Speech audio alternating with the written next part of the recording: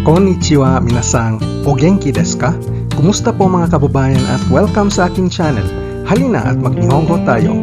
Sa leksyong ito, ating suriin paano magpapahiwatig ng abilidad sa Nihongo gamit ang conjugation na ru koto ga dekiru. Yoroshii desu ka? Hajimemashou. Sa leksyon 8, ating natutunan paano magpahiwatig ng abilidad gamit ang mga nouns. Halimbawa, ako'y nakakapag-Nihongo.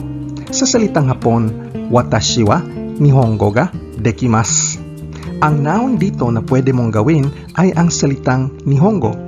At ang verb na dekimasu ay ibig sabihin pwedeng gumawa. Sa leksyong ito, ang noun na Nihongo ay papalitan natin ng verb clause. Halimbawa, nakakapagsalita ako ng Nihongo. Nakakapagsalita. Sa salitang Hapon, watashi wa Nihongo o hanasu koto ga dekimasu. Watashi wa Nihongo o hanasu koto ga dekimasu. O watashi wa Nihongo o hanasemasu. O watashi wa Nihongo ga hanasemasu. Lahat ng ito ay pareho ng meaning. Ang hanasu koto ga dekimasu ay ang long version ng pagsasabi ng nakakapagsalita, samantalang ang hanasemasu ay ang shortcut version. Sa leksyong ito, ating pag-aralan paano gawin ang long at saka shortcut versions. Uunahin natin ang long version dahil ito ang mas madaling gawin. Kung natatandaan mo ang 10 basic verb conjugations na ating tinalakay sa leksyon 26 hanggang 30, ang conjugation na ating gagamitin para sa long version ay ang ru form o dictionary form ng verb. Ito rin ang plain non-past affirmativo conjugation ng verb. Bibiyakin muna natin ang conjugation na ru koto ga dekiru.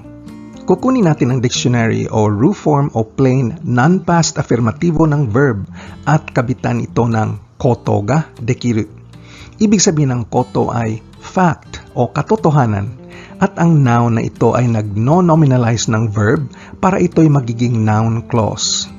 Tinutukan na natin ang nominalization gamit ang koto sa leksyon 44 at ang sumusunod na ga dekiru ay ibig sabihin pwedeng gumawa na nagpapahiwatig ng abilidad at atin ang napag-aralan ang verb na dekiru sa leksyon 8 kung saan ang ano yung pwede mong gawin ay isang noun kagaya ng tennis ga dekiru o piano ga dekiru.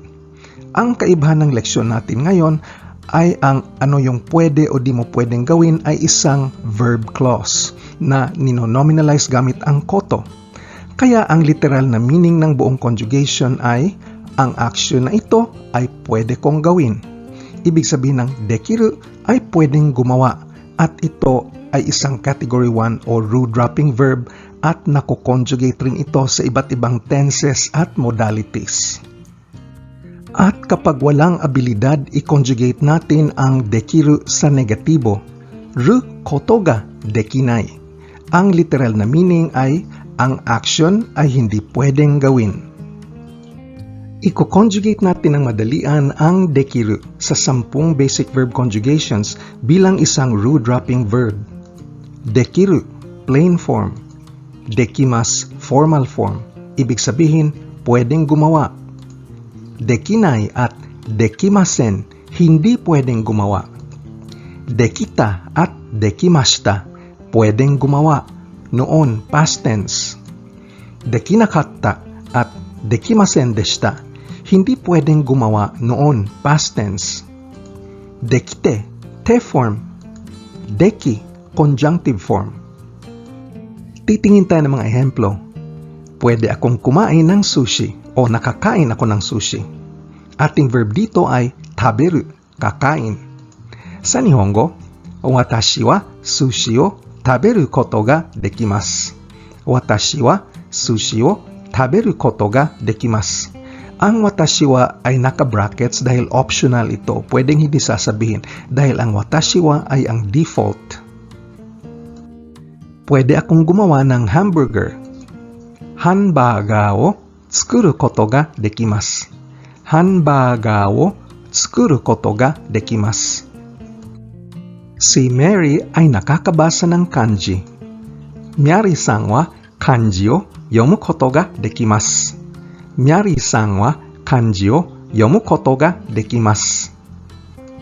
Si Mr. Smith ay nakakabilang sa Nihongo. Gamit ang plain style, Smith-san wa Nihongo de kazoeru koto ga dekiru. Smith-san wa Nihongo de kazoeru koto ga dekiru. Si Ken ay hindi nakakasulat ng hiragana. Gamit ang formal form, Ken-kun wa hiragana o kaku koto ga dekimasen. Ken-kun wa hiragana o kaku koto ga dekimasen. Si Mr. Tanaka ay hindi nakakabukas ng pinto. Gamit ang plain style, Tanaka-san wa doa o akeru koto ga dekinai. Tanaka-san wa doa o akeru koto ga dekinai. Nakakakanta ka ba ng awiting Hapon? Anata wa Nihon no uta o utao koto ga dekimasu ka? Anata wa Nihon no uta o utao koto ga dekimasu ka? Ang anata wa ay naka-brackets dahil optional ito. Dahil katanungan ang sentence, ang anata wa ay palaging default. Pag hindi sinasabi, ang tinutukoy ay yung kinakausap mo, yung anata wa. Nakakapag-aral ka ba sa maingay na kwarto? Urusai heya de benkyou suru koto ga dekimasu ka? Urusai heya de benkyou suru koto ga dekimasu ka? Pwede ka bang dumating sa eskwelahan bukas? Ashita, gakkou ni kuru koto ga dekimasu ka? Ashita, gakkou ni kuru koto ga dekimasu ka? Ang ehemplong ito ay isang past tense na sentence. Nung bata pa ako, pwede akong uminom ng maraming beer. Ibig sabihin ng toki ay panahon. At ang wakai ay bata. Kaya ibig sabihin ng wakai toki ay noong bata pa ako. Sa Nihongo ang buong sentence ay wakai toki biru o takusang nomu koto ga dekimashita. Wakai toki biru o takusang nomu koto ga dekimashita. Di ako pwedeng pumunta ng Japan sa nakaraang taon. Gamit ang plain style, kyonen Nihon e iku koto ga dekinakatta. Kyonen, Nihon e iku koto ga dekinakatta.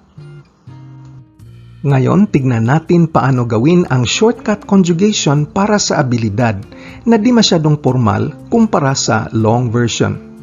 Iba't iba ang conjugation rules depende sa kategorya ng verb. Para sa mga category 1 o root-dropping verbs, halimbawa ang verb na kakain o taberu. Ilaglag ang ru ng dictionary form at palitan ito ng rareru. Kaya ang taberu ay nagiging taberareru. Taberareru na ibig sabihin pwedeng kumain. Ang bagong verb ay category 1 o root-dropping verb pa rin at ito'y nako-conjugate sa formal form, taberaremasu. Di pwedeng kumain, taberarenai o taberaremasen. Pwedeng kumain noon, past tense, taberareta o taberaremashita. Di pwedeng kumain noon, past tense negativo, taberarenakatta o taberaremasen deshita. Para sa mga category 2 o last hiragana changing verbs, ito ang siyam na klase ng verb endings ng mga dictionary forms nila. Kugusu, bumunu, rutsu at u. Ang mga endings na ito ay magiging e-series. Kegese, bemene, re, te, at e. At kabitan ng ru. At ang bagong verb na napoporma ay nako-conjugate na parang category 1 o root-dropping verb. Halimbawa, ang verb na kaku o susulat. Ang katapusang ku ay magiging ke at ikabit ang ru para poporma ng kakeru. Kakeru na ibig sabihin pwedeng sumulat. Ang kakeru ay nako-conjugate bilang category 1 o root-dropping verb. Formal form nito ay kakemas. Ang di makasulat, kakenai o kakemasen. Pwedeng sumulat noon, past tense, kaketa o kakemashita. Di pwedeng sumulat noon, past tense, kakenakatta o kakemasen deshita. titingin tayo ng mga ehemplo mamaya na mga category 2 verbs na sino-shortcut. Para sa 5 pinakakomun na irregular verbs, ang suru, kuru at iku lamang ang nagagamit sa conjugation na ito. Ang aru at da ay hindi nagagamit. Para sa kanilang mga shortcuts, ang suru ay nagiging dekiru. Halimbawa, benkyou suru, mag-aaral. Shortcut nito ay benkyou dekiru, pwedeng mag-aral. Ang kuru o darating ay nagiging korareru, pwedeng dumating. At ang iku o pupunta ay nagiging ikeru, pwedeng pumunta. Lahat ng mga panibagong verbs ay nako-conjugate bilang ru-dropping verbs.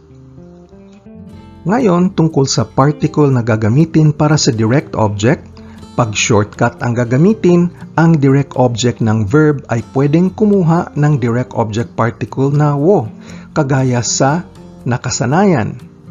O pwede rin kumuha ng subject particle na ga, dahil ang napopormang verbs gamit ang shortcut ay grammatically para na ring mga adjectival predicates. Papraktisin natin pormahin ang shortcut simula sa mga ru-dropping verbs at gagamitin natin sa sentence. Hulaan mo sa Tagalog ang translation ng sentence. Ang akeru ay bubukas at ang akerareru ay pwedeng buksan. Jiro-kun wa mado ga akeraremashita o Jiro-kun wa mado wo akeraremashita. Sa Tagalog, si Jiro ay nakapagbukas ng bintana. Ang neru ay matutulog at ang nerareru ay pwedeng matulog. Shinpai de neraremasen. Shinpai de neraremasen. Sa Tagalog, dahil sa pag-alala, hindi ako makakatulog.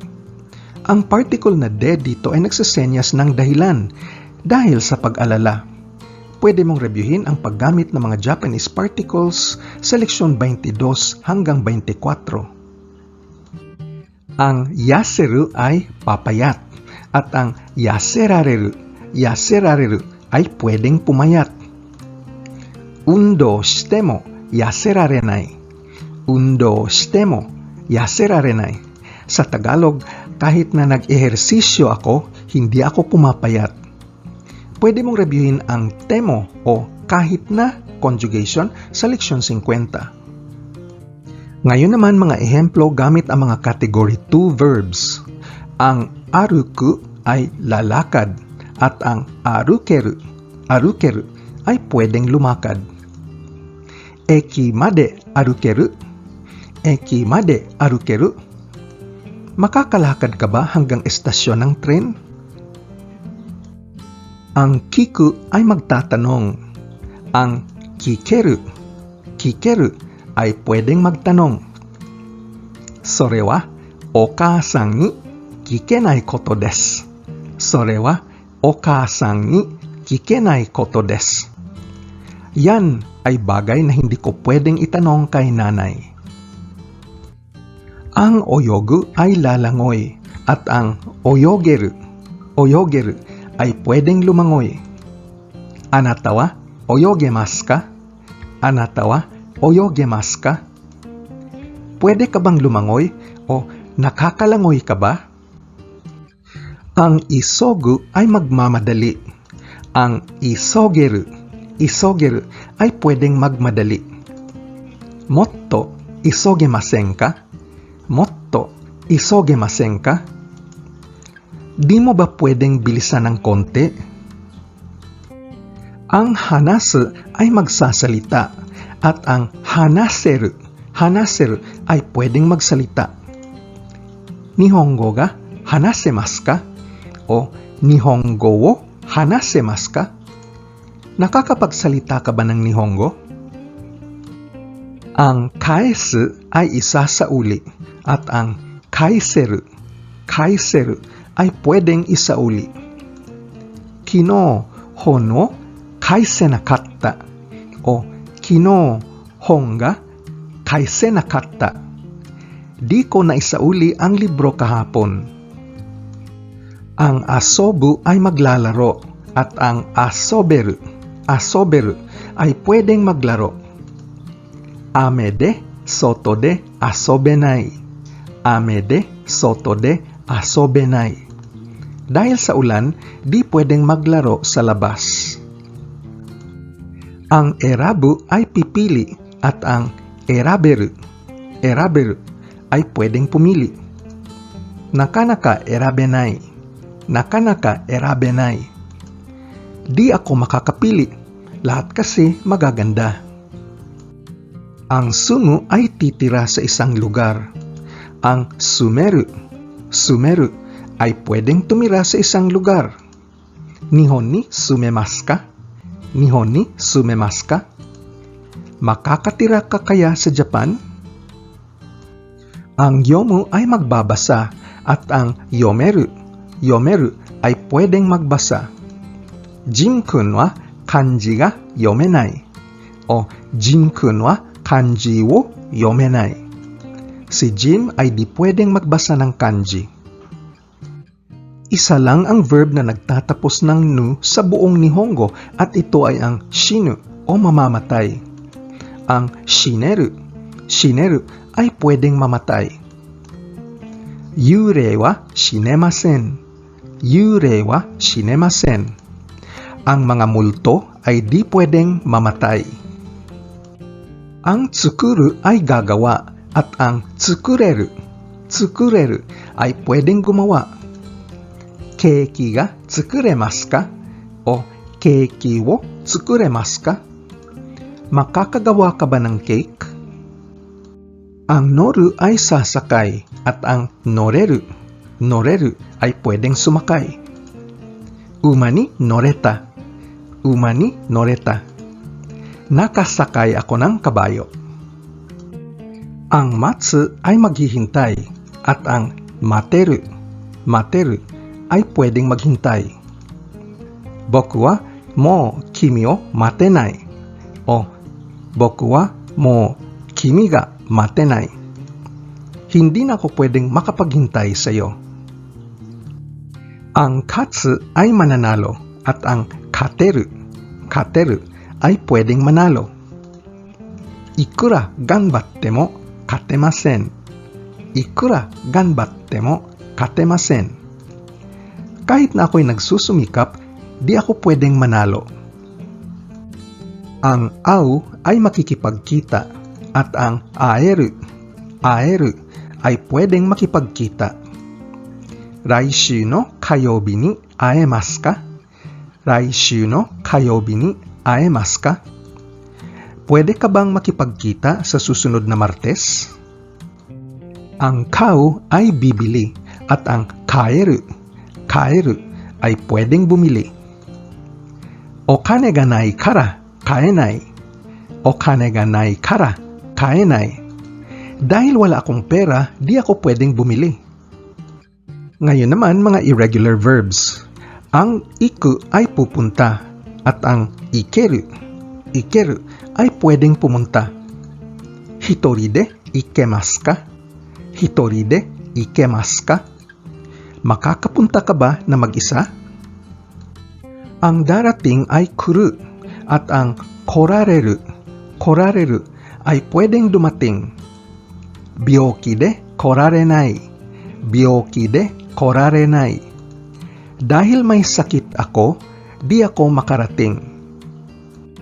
Ang ryoko suru ay magbabiyahe. Ang ryoko dekiru ay pwedeng bumiyahe. Watashi wa itsu demo ryoko dekiru. Watashi wa itsu demo ryoko dekiru. Pwede akong bumiyahe kahit kailan. Susumahin natin ang leksyong ito. Ating natutunan paano ipapahiwatig ang abilidad gamit ang mga verbs. Pwedeng gawin at hindi pwedeng gawin.